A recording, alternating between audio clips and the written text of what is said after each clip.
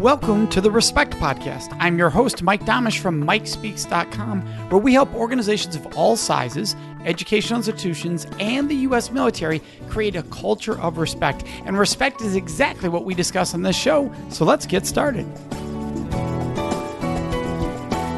And welcome to this week. This week we have a really unique discussion, and one that for individuals like myself is so important, and that's our voice. And how do we treat our voice? And do we abuse it? Do we beat it up? Or are we respecting it and really valuing it? And sometimes people think that and go, well, I don't need that. I work in a job that I don't need my voice. But you're going to want your voice your whole life for so many different reasons. And so today we brought you a very unique discussion. And that as our guest is Cynthia. And Cynthia is a voice coach, and she helps you develop a powerful voice to be heard, respected, and recognized. Cynthia Zhai. And is that the correct pronunciation of your last name, Cynthia? It's Zhai. Zhai, that's why I asked. Yes. I didn't think I was right. So so thank you for helping me clarify that. Cynthia, thank you for joining us. Yes, I'm excited to be on the show. Oh, well, we're excited to have you here. And this, for people like me who are speakers, our voice is everything with obviously our brain and our health and the whole mindset. But it's a big piece of it. And you also talk about owning your voice, which is more than just the vocals. So let's get right into it. What challenges do people have when they come to you? Yeah, so the challenges they have, like, for example, when they're in meetings, when they are in presentations, they feel their voice does not project the power. Their voice is either too soft, too high-pitched, or they just don't have the gravitas in their voice. And because of that, they were not heard in meetings, and their opinions were not taken seriously. So a lot of this falls into a bit of sexism, right? That either sexism or assumptions of even what manly or powerful voice should be. Mm-hmm. And so our culture doesn't hear all voices the same. It has biases and prejudice on voice even. Yeah, yes, definitely. People would think that, for women, the voice is too soft, too high-pitched. There is an assumption that men should have a voice that has gravitas. And then if they don't get heard the same. They aren't valued the same. Yeah, that's right. And that also affects their own self-confidence. Right, because if you think you're not being heard, obviously that changes how you feel valued or not valued. Is it possible that some people also don't realize they're not being heard and it's about their voice? Like they think, they don't like my ideas or I'm being ignored, but it's actually potentially their voice? There are more and more people start to realize that it is the voice, because most people now are exposed to so much different training. And they realize that they have done many other training programs, like how to have more confidence, how to speak up. But at the end of the day, they realize even with all this training they have done, they were still not heard. And then they started to realize, it is my voice. Some of my clients, they did get the feedback from other people or their colleagues saying that, you're too soft. We couldn't hear you. Can you repeat? So once they were asked to repeat over and over again, then they realize, there must be something wrong with my voice. And does this happen within all different mediums? In other words, do people struggle with this as a parent? Do they struggle with it as a partner? Or is this more of a corporate job situation? It is, because once we have a problem, this problem will permeate in every area of our lives. So some of my clients, they're not heard in the corporate setting, and they realize that their partner were also not really hearing them. And some of my clients, once they started to develop their voice and they have a powerful voice, they started to realize, now even my partner started to listen to me.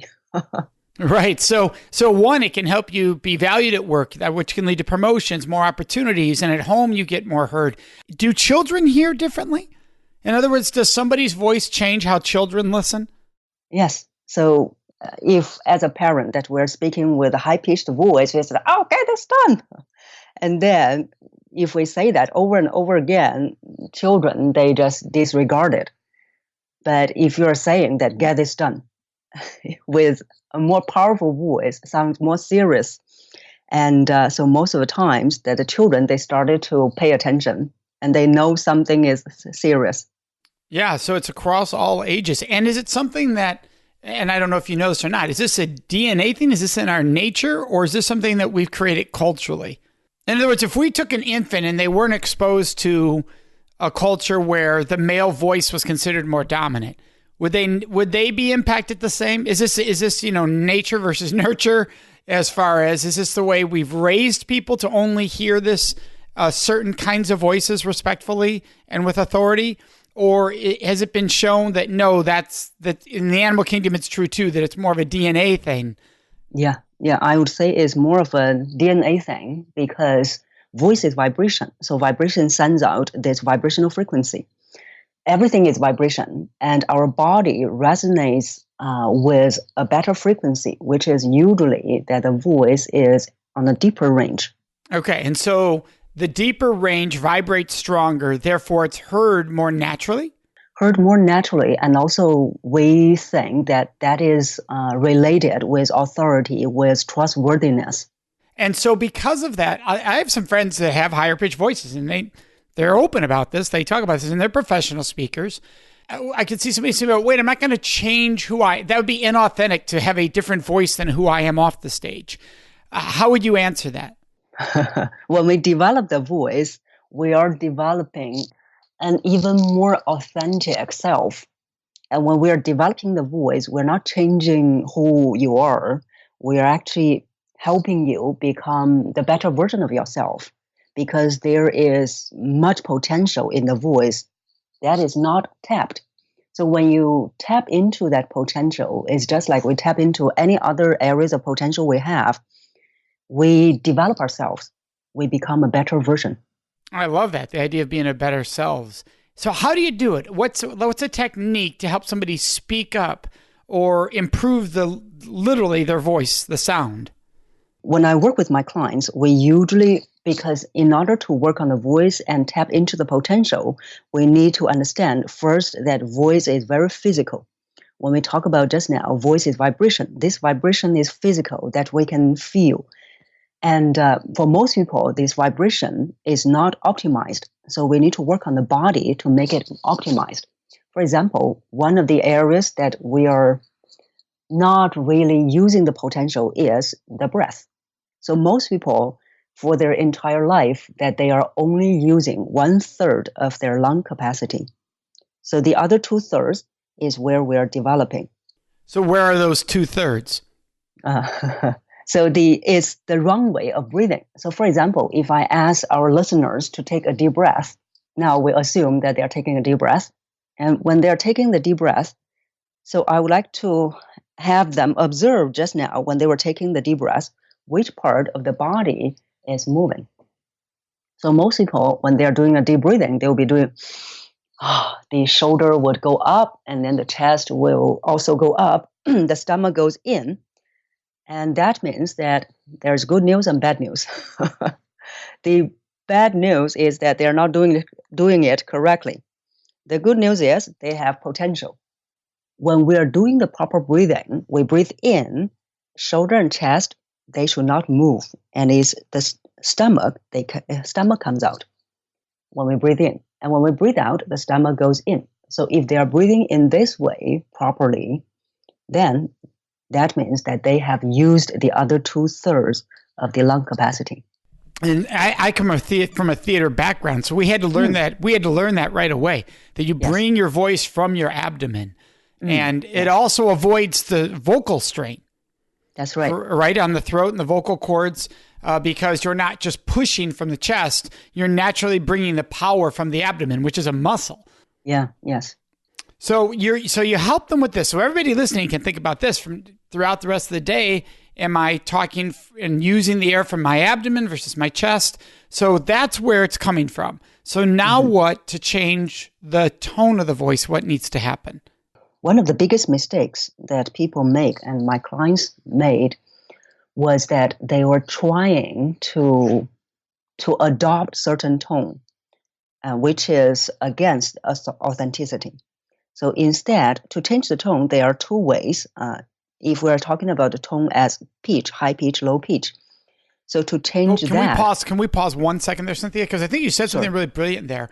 they have an imaginary concept in their mind of what it should sound like. So it's the old fake it till you make it, right? I mean, from what you're saying, I can picture it. I think I need to be deeper, so I'm going to go deep, which is not natural at all. Is that what you're referring to, the person who plays that game? That's right. Okay. So, Key, I didn't want to interrupt, but I want to help everybody picture what we're talking about there. Excellent. Yeah. So one of my clients, when he first came to me, he said, in the past, when I want to sound more convincing, I purposely lower my voice so I sound more convincing. So I said, how long did you last? He said 10 to 15 minutes. That's even super long with a fake voice. Yeah. Yes. So I said, wow, that's very long. But that's the wrong way of working on your voice. And the proper way is one we've talked about is the breathing. So once you can breathe properly and also make the proper breathing a habit, and then we are going to help you develop the tone, the pitch. And that is done by developing the resonance, which means more vibration in the body. So when you can develop more vibration in the body, the pitch, the tone will be changed by itself. So is this similar to like singing lessons? Or I've had vocal work done, vocal therapy, because I had a nodule on my vocal cord. Mm-hmm. And so for that, I've had to do this where you go in and you do the different pitches like singing of, B, B, B, B, B, B, B, and you see where you're naturally at. Is that sort of what we're referring to here? Okay. So it is a little bit similar, but there is a difference as well. So for the voice, when we are developing the vibration, the resonance, we are mainly using one tone, one sound that we practice. And then the sound usually depends on the individual. Some of my clients will be practicing the sound. Some will be practicing the O sound. And the purpose, so we don't go over the scale to find the pitch. Instead, we are using the body vibration as a reference. So when they can find the body vibration, they find their own best pitch. So are you referring to like the vibration you might feel nasally when you hit the right tone, or where would they feel the vibration? The vibration would be in the body. So if you don't mind, just for our listeners to get an idea, can you do this on me? In other words, say, Mike, sure. Mike would make this sound. Tell me when you feel this. And just so we give people a vibe for what we're talking about. Okay, sure. So for example, let's do an experiment first. I would like to have you put your 2 fingers on your nose. So place your 2 fingers on the nose. Are they pinching the nose? Don't pinch the nose. Okay. Just place them there. And then we take a breath in. When we breathe out, we say, Do you feel the vibration in your nose? I do. Yes. So I hope all the listeners are doing this at the same time. So I'm not the only, I can see a bunch of you picturing me doing this, but I hope if you're a listener, you're doing that yourself. I had my 2 fingers over the top of my nose is what I did there without pinching. Yes. And I could feel the vibration in the nose. So that's one area of the vibration, the resonance, which is in the nose. So now we want to have the same feeling in the body. What you're going to do is you're going to put your hand on your mid-sternum. Okay, so right between the chest, that little indentation. Yes. Okay. That's right. So once you put it here, and then you're going to take a breath in, proper breath in. When you breathe out, you can try the sound again. So we breathe in, we breathe out, we do And if I don't, one, should you be having it like under your shirt so you're feeling direct to the skin, or would you feel it through your clothes? Through your clothes. You do feel it through your clothes. Okay. So how many times can it take before would you feel it only when it's at the natural spot? Like you're only going to feel it go through at a certain spot, or are you feeling it the whole time? When you're developing your voice, once you are able to make this a habit, you should be able to feel that at all times. In the beginning, they may only feel that when they are doing the exercises. Okay. So how many times can it take of doing the before you feel it in your sternum? So usually when we practice the sound at the end of about 4th month, because the first 4 months, we need to develop the habit of proper breathing. We need to develop the habit of proper projection. Then when their body is ready after breathing and projection, they will be able to practice the resonance. So that will take about 2 months. So the entire process for my clients to change their voice is about 6 months. Wow. So if somebody's listening, they shouldn't feel bad if they didn't feel that vibration just now because it can That's take right. time. Yeah. And also, Okay. even if they feel the vibration, that may not be optimum because their breathing is not proper, their projection is not proper. Right. They could be getting an unhealthy vibration in theory, That's right. right? Yes. And so you're talking a 6-month process. Now, once somebody's through that 6 months, is it an ongoing training, a practice that you do every day? Or is it with you for life and you never have to work on it again? Now, I think I know the answer. There's no way it's with you for life because the voice is an instrument. You have to make that instrument, fine tune it constantly. Okay. Actually, there's good news. Oh, good. Okay. Yeah. So the good news is because every step we're doing is to make it a habit. Once it becomes a habit, you will not lose it. So for my clients, usually for 6 months, they can change that. And then that will be with them for the rest of their lives. Wow. So they don't need to practice it again after those 6 months. No. So unless some of my clients, they are not sure, they said, I want to practice a bit longer. They can, and it's not necessary. Wow. Very intriguing. Because I think you always hear in the vocal world that, your vocal cords are an instrument and you have to take care of them. But that's a separate discussion from what you're saying. You're not saying that's not true. You're saying that finding your voice is different than taking care of your vocal cords. There's two very different discussions there.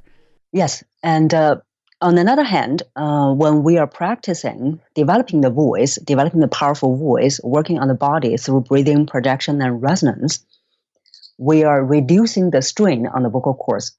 So once you develop that voice, your vocal cords will be less strained. And when you talk for longer hours, you will not feel you will not feel hoarseness. You will not feel tired on your vocal cords. So that is actually helping you to take care of the vocal cords as well. So are you doing this work in person? Is it virtual over the phone or Zoom meetings? How does that work?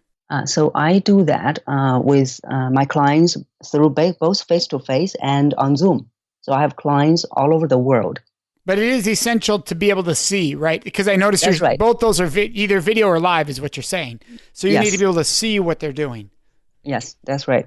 And so what are the biggest transformations you see from people by simply discovering their voice in a way that, hits the tones that people hear better?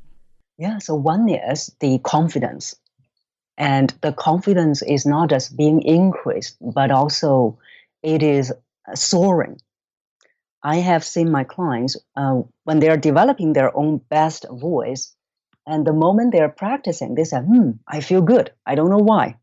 So I tell them that it's because the vibration is being optimized. That's why they feel good. So that's one of the benefits that I saw, transformations, is that they feel very confident. They feel good about themselves.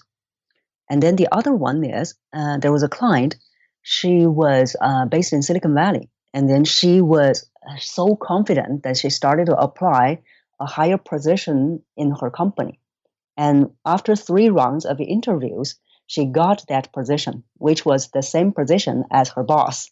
Well, that's wonderful. Well, and a lot of people, when they say they're afraid to speak publicly, what they're really referring to is just a lack of confidence in either their own voice or the topic. Because I tell people all the time, look, if you're an expert on something, it's easy to sit down next to your friend and tell them all about it. And speaking is doing the same thing. So either you lack the confidence of your expertise, or you lack the confidence of your ability to speak. You think you're not going to be heard. And this is hitting on all those points. Mm-hmm. I mean, it does not the expertise, but it hits on the concept of gaining confidence in myself and in my voice and being heard. Mm-hmm. Yes. What are some of the stories you've seen? So those were 2 examples of the Silicon Valley and the other example. What you've also worked with people at corporate levels at all different facets. Like from what I saw in your bio and all, you've worked with shows. It's called USA Discover Your Talent Show. So tell us a little bit about that. So that was to help people. That show is about helping people discover their talent, all kinds of talent. And one of them, of course, is the voice. So once you have the voice being developed, that's where you will find that some of my clients that they always wanted to learn singing. but they were afraid and they didn't know how. And even when they studied with singing teacher, but they were not able to fully discover their talent. And one client, so when he was pausing his singing lessons and developing his speaking voice with me. And as he was developing, he started to like his own voice and love his own voice. And then he went back to the singing teacher. The singing teacher said, "What happened to you?" He said, "That's my secret." And his voice was so good. And the singing teacher said, "I think now you can sing solo." That's awesome. And it was all gaining really just being able to understand his most effective way to use his voice. Yes. That's powerful. So how did you get to this journey? You know, in our show, we talk about work, love, and life. And clearly what we're talking about here can impact work, love, and life. Gaining your voice and gaining that confidence is huge. But how did your life go down this path? How did this become your love and your work? For me, that in my early years, when I was a child, I started singing.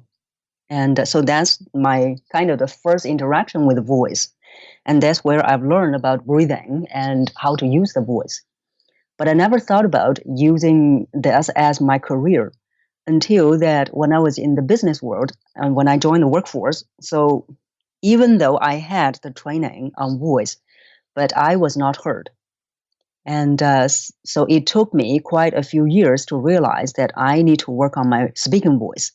So I learned with different teachers, and that's where I developed my own voice potential, my own best voice.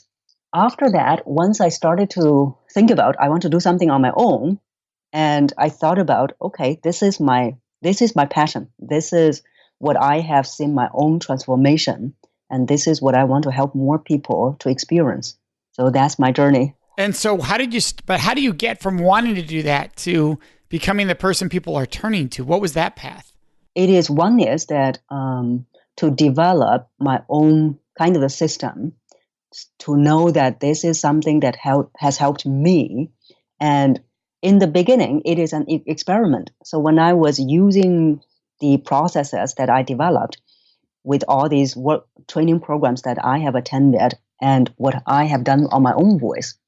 And in the beginning, for the first 1 to 1.5 years, I was experimenting with different clients to see whether it works and how well will it work. So over the process, about 1.5 to 2 years, then I realized, okay, this is something that it is working, and they are something that I am making twists. So that's where I started to know, okay, it works. And as it worked on these clients, so they started to tell other people. And that also gave me more confidence in running this. Yeah, I told you, hey, they're telling everybody about it. That means I've got something. That's always wonderful when you have referral occurring. That's fantastic. What's the best way for people to reach out to you if they want to work with you or they want to learn more? The best way is that they can find me on YouTube. So I have a YouTube channel where I have almost 20,000 subscribers. And they are also about over 130 videos that they can learn from. So that's the best way. That's a lot of subscribers. So that tells you you've got something people really appreciate and value. So yeah. That's awesome. Cynthia, I want to thank you so much for joining us today. This has been fascinating, learning simple little things everybody listening can learn from and use themselves. Yes, thank you. And for our listeners, you know what's coming next. That is Question of the Week. Before I answer this week's Question of the Week, I'd love to ask you a question. Would you please subscribe to this podcast, the Respect Podcast with Mike Domitrz? By subscribing, you can make a huge impact. Now, you might be wondering, Mike, how does my subscribing to your podcast make a huge impact? Well, here's how. For every person that subscribes, it raises the rankings of the show in the search engines. So for people who care about respect like yourself, when they're doing a search for podcast, they're more likely to find the show, thus providing an awesome opportunity for us to spread more respect around this world. And all you do is hit subscribe under your podcast. Plus, the second benefit is by subscribing, you automatically get every episode right into your phone or whatever device you are listening to the podcast on. It happens automatically. So subscribing also makes your life easier. Now let's get into this week's Question of the Week. Oh, and By the way, you can always ask your questions of the week by joining us on Facebook in our discussion group. It's called the Respect Podcast Discussion Group. Go there on Facebook and ask whatever questions you would like me to answer and or address in this segment of the show. And then listen to each episode to find out when your question is included. Today's question is, Mike, what is a view that you absolutely love? Like, what's a visual view you love? Well, for me, it's an easy answer. It is sunsets. When it comes to nature, sunsets are something that I look forward to every day. I purposely have my office positioned in a way that I can see a sunset if I'm in my office at that time. I love to just stop my day and watch the sunset.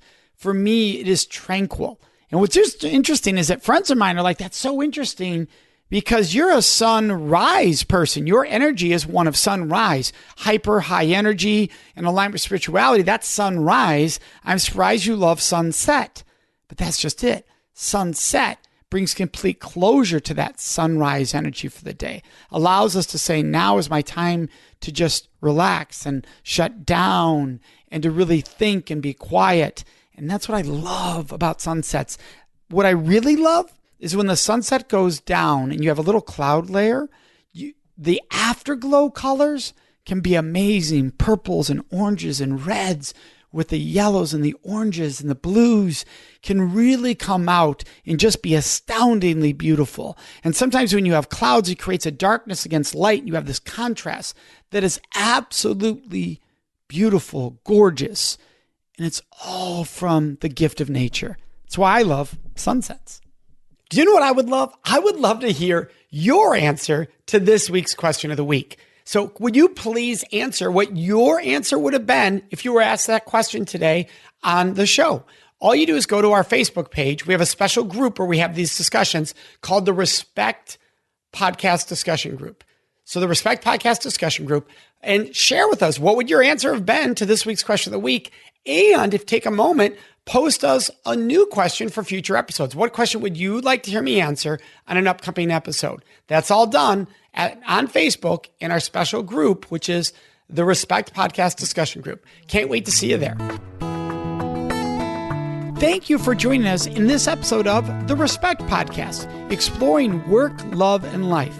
And this episode, like every episode, is brought to you by our organization, the Center for Respect, which you can find at centerforrespect.com. And of course, you can find me, your host, Mike Domitrz, at mikespeaks.com. Thank you so much for joining us.